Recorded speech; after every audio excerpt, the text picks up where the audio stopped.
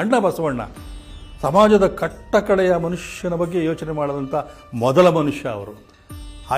ಹಾಗೆ ಬ್ರಾಹ್ಮಣರು ಮಾತ್ರ 2 ಜನ್ಮ ಬಂದ್ಬಿಡುತ್ತೆ ಅವರಿಗೆ, ದ್ವಿಜರೇ ಹಾಗಾಗ್ಬಿಡ್ತಾರೆ, ಮನುಷ್ಯರಾಗೇ ಹುಟ್ಟಿದ್ರು ದೇವತೆಗಳು ಹೇಗಾಗ್ಬಿಡ್ತಾರೆ ಭೂಲೋಕದಲ್ಲಿ. ಇದನ್ನೆಲ್ಲ ಪ್ರಶ್ನೆ ಮಾಡಿದವರು ಆಗ್ಲೇ ಅವರು. ಪೂಜೆ ಮಾಡ್ತೀವಿ, ಅವರ ವಿಚಾರಗಳನ್ನ ಜನಕ್ಕೆ ಹೇಳ್ತಾ ಇಲ್ಲ ನಾವು.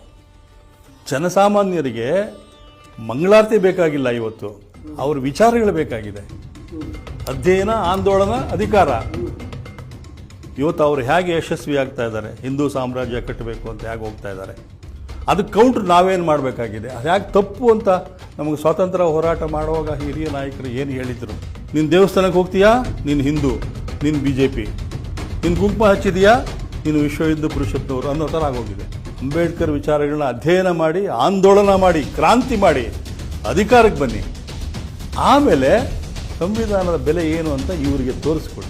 ಮಾಧ್ಯಮ ಮೊಘಲ್ಗಳು ಮಾರಾಟ ಆಗ್ಬಿಟ್ಟಿದ್ದಾರೆ, ಅಧಿಕಾರಸ್ಥರಿಗೆ ಮಾರಾಟ ಆಗ್ಬಿಟ್ಟಿದ್ದಾರೆ. ಸರ್ ಸಿಗುತ್ತಾ ಸಿಗುತ್ತಾ ಸಿಗುತ್ತಾ ಅಂತ ಇದ್ದೀರಿ, ನಾವು ಕಿತ್ಕೋಬೇಕು ಸರ್, ಕಿತ್ಕೋಬೇಕು. ಸಿಗುತ್ತಾ ಸಿಗುತ್ತಾ ಅಂದರೆ ದೇವ್ರ ಪ್ರತ್ಯಕ್ಷ ಆಗ್ಬಿಟ್ಟು ಏನಪ್ಪ ಬೇಕು ಅಂತ ಕೇಳ್ತಾನ. ಸಂಘಟನೆ ಬೇಕು. ಇವತ್ತು ರಾಜ್ಯ ಮಟ್ಟದಲ್ಲಿ, ದೇಶ ಮಟ್ಟದಲ್ಲಿ, ಜಿಲ್ಲಾ ಮಟ್ಟದಲ್ಲಿ ಸಂಘಟನೆ ಬೇಕು.